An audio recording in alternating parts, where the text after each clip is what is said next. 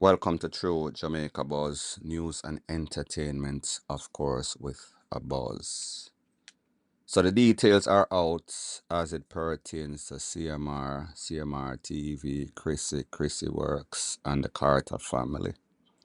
We know that on or about the 2nd of November 2024, he was arrested for touching up some sorts of minor. We know that he was released days later on bail of 7,500 United States dollars. And we now know that there are stipulations as to his bail. He should not go back to that house, with the exception of one instance in which he was going to be followed by the police, the sheriff, or whomever to get his stuff, pack his stuff, and go. We now know that the person or the victim is a stepdaughter of Crissy. Well, the daughter of Crissy, his stepdaughter. But what a lot of persons don't know is the details as to exactly what transpired before this. So apparently, the eldest daughter went to school and she made a complaint to the school, whomever at the school, and the school contacted the police. The police did their investigation, preliminary, they call it, and they believe what this child said, or even if they did not believe, they had to act. So they contacted the father. Went for the father. I am sure that they contacted the mother also and told the mother that they're going to make an arrest based on a complaint that the little girl made. It was not just this one instance. The little girl said there were two other instances, one last year and then a next one in this year. So the third time, based on what she says or based on what is on the court documentation, which I have read, it says that the man, Mr. Carter, came to her room and draw down her pants and started to touch her. The other girl or other child and another child was also in the room. That is according to what the girl said. So they took them into state custody, meaning child protection, meaning all the children in that house, since it seems as if the mother was not there, could not have protected them. They put them in that situation until they can sort out everything through the court legally. Now, based on what the police said when they contacted Mr. Carter, he said that the girl is lying and this is his side of the story. He saw her on several occasions playing with herself, what them call masturbation or whatever them call it. Don't know if he said anything to his wife. Don't know if he said anything to anybody else. He claims that he had mentioned it to a friend. Most persons are going to say, well, you should have told the mother, you should have told your wife, and then you guys should have seek some sorts of professional help. So persons are surmising that he is probably lying. He is probably trying to use reverse psychology now that he is caught with his hand, well, not in a cookie jar, but you get the point. So the police arrested him. He was charged, couple counts, and he went for bail. That video is all over social media. I posted it on my next channel, Jamaica Dancehall Source. The judge told him, get your stuff and go, granted the $7,500 bail, and with those stipulations like I mentioned before. So here's a problem that most persons have, and I'm going to analyze each situation or sequence of things that happen separately. First thing first, you have your children, teenager, little picnic, whatever the case is. You should not just barge into their room. You are supposed to knock at first, and I understand as a father, stepfather, if you hear anything kind of suspicious, you go on, see where I go on, but you should always allow that person privacy. If indeed he went in that room and saw that girl doing what he claimed she did, And people, you should not try to victimize the victim in cases like this. But just say for a slight possibility what he is saying is the truth. He should have told the mother, being that she's his stepdaughter, not his biological child, and him and the mother supposed to talk to that child, seek some sorts of counseling, therapy, whatever you call it. He should not, or based on what people are saying, barge into the room in the first place. So therefore, he invaded her privacy. And if what she is saying is true, that he did what he did, not one occasion, the last time, but two separate occasions, meaning three. That means this man is definitely sick. If he told the mother, which is Crissy, and Crissy did not do anything, and if she told her mother what he did, the prior incidents, and she did not do anything, people, we are not surprised when we see mothers in a relationship with husband, stepfather, that them take off with the stepfather and not the child, which is kind of crazy to me. But we've seen instances in which it happened.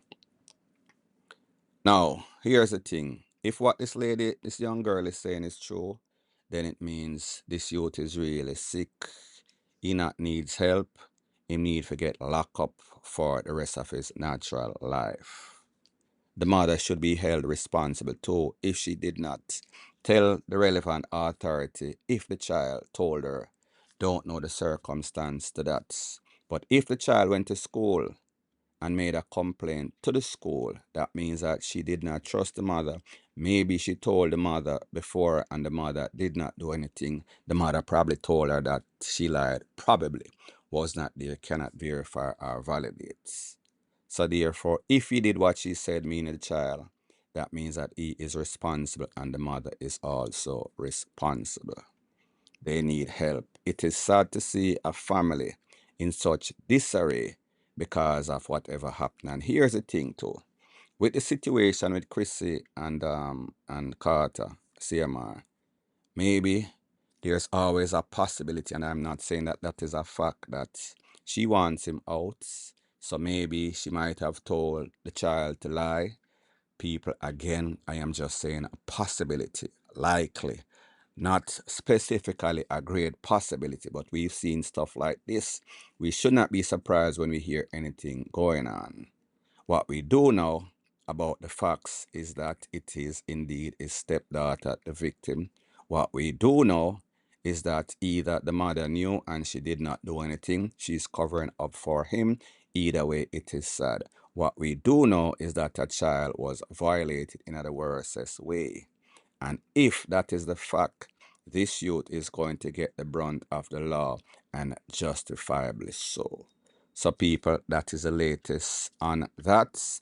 Those are the facts according to court documentation that is out there for all to search. So therefore, there should not be no any sorts of debate about all the rumors that we've heard on social media with this lady coming out and claiming that it was her daughter and she found his phone, Rete Lele.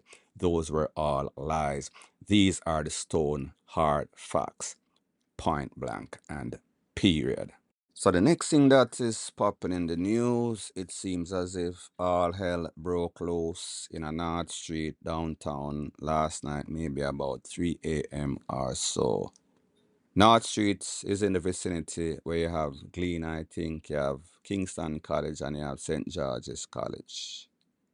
Based on the information, it is said that some sorts of soldier, was gone up. And then there was all sorts of yellow tape lying all over the place. The soldiers and probably even the popo were going door to door. Don't know who they were searching for. The suspect gang members don't have any sorts of information as to the details are specific. One thing that I know is that they left with a person known as Jimbo. Who the hell Jimbo is, nobody knows.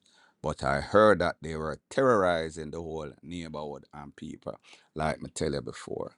Whenever any sorts of soldier, any popo gets caught up, was lose them life, this is what we should expect.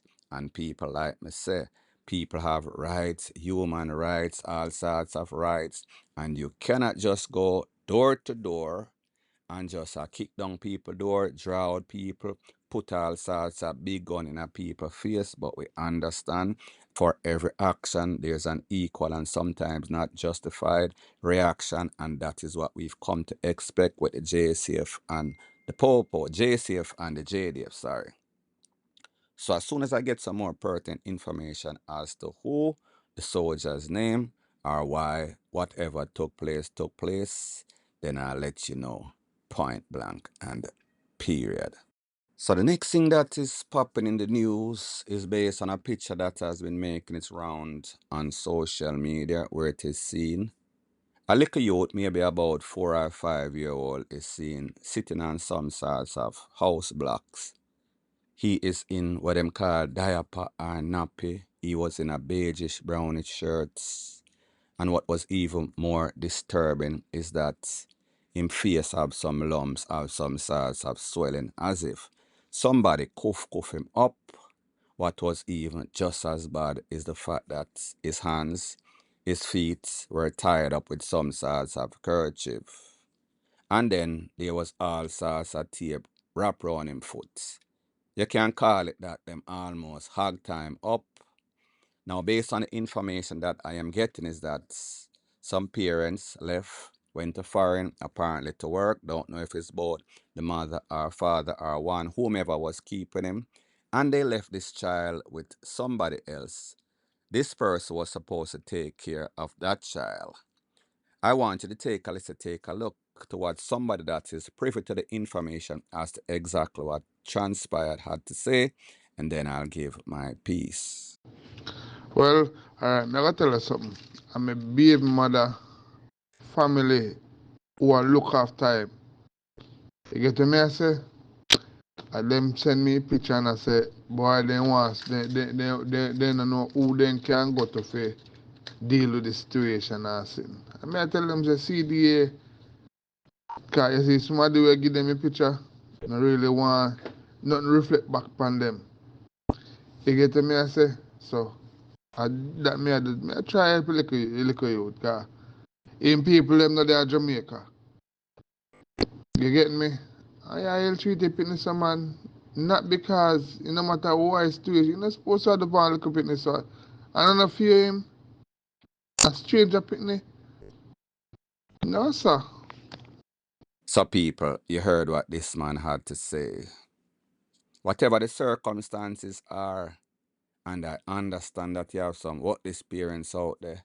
Whenever they are leaving, going anywhere, them just dump off them picnic, whether to the grandmother or the grandfather, whether to ease even some sorts of stranger, and them just go about them business. Sometimes they make plans and them tell the people them, all right, me I go for such and such, and the people them agree. And when I get over there, I am going to send money on a weekly, monthly basis, whatever the arrangements were.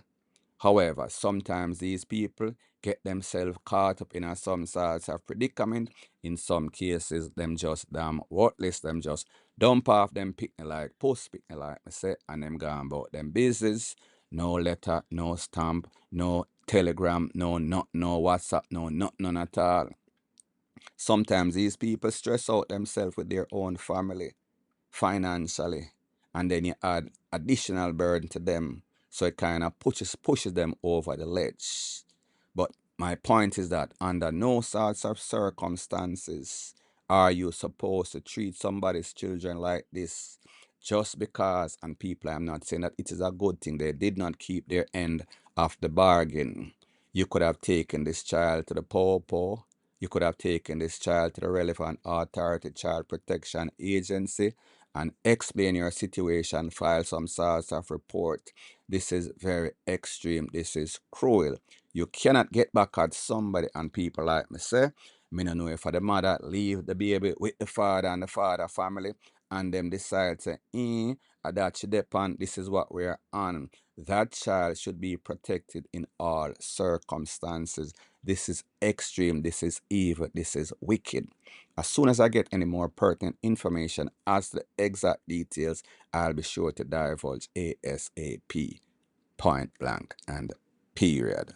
So the next thing that is popping in the news, we've seen all the controversy as it pertains to persons in the hotel sector, entertainment sector, well, hotel sector, pretty much, complaining about the treatment that they got at Royalton Hotel that is in Negril. They have a next one in a Trelawney too.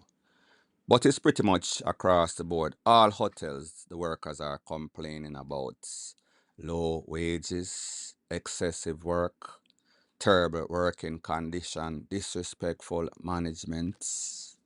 So we know that these persons who are billionaires don't like to pay. They have an exploitist mentality. They have a nowadays slavery mentality in which them are run the hotel like some sorts of plantation as it pertains to the employees.